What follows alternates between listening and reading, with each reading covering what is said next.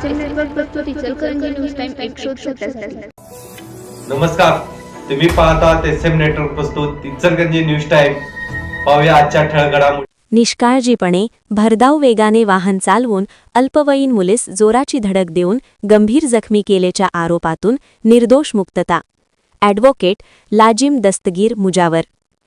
कोरोची गावातील हातकणंगले रस्त्यावरील पाण्याच्या टाकीजवळ एका अज्ञात व्यक्तीने त्याचे ताब्यातील दुचाकी मोटारसायकल हयगईने निष्काळजीपणे भरधाव वेगाने चालवून रस्ता ओलांडणाऱ्या अल्पवयीन मुलीस जोराची धडक देऊन तिला गंभीर जखमी केल्याची फिर्याद शहापूर पोलीस ठाणे येथे नोंद झालेवरून शहापूर पोलीस ठाणे यांनी तसा तपास व चौकशी करून संशयावरून सदर अपघात प्रकरणी शेखर हणमंत जाधव राहणार आळते यास अटक करून त्याची दुचाकी वाहन जप्त करून सदर गंभीर अपघात प्रकरणी तसा तपास पूर्ण करून त्याबाबतचे दोषारोपपत्र इचलकरंजी येथील मेन न्यायालयात पाठविण्यात आले.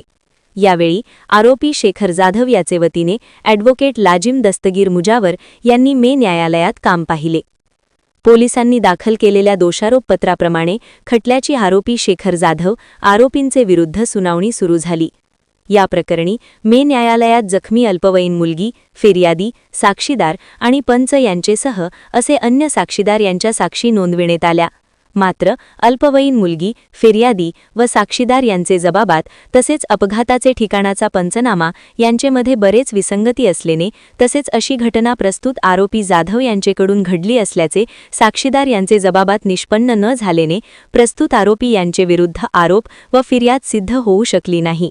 याकरिता संशयित आरोपी शेखर जाधव यांचे वतीने ॲडव्होकेट लाजिम दस्तगीर मुजावर यांनी न्यायालयासमोर प्रभावी युक्तिवाद करून बाजू मांडली.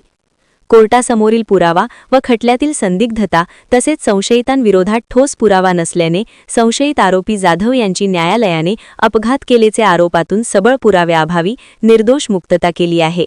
सदरकामी न्यायालयीन कामकाजात ॲडव्होकेट लाजिम दस्तगीर मुजावर यांना ॲडव्होकेट उमा मंडल, ॲडव्होकेट नीता कांबळे, ॲडव्होकेट अजय मांढरे, अकील मुजावर, जयवंत घोरपडे, अल्फिया जमादार व काझिम जुमानी यांनी सहकार्य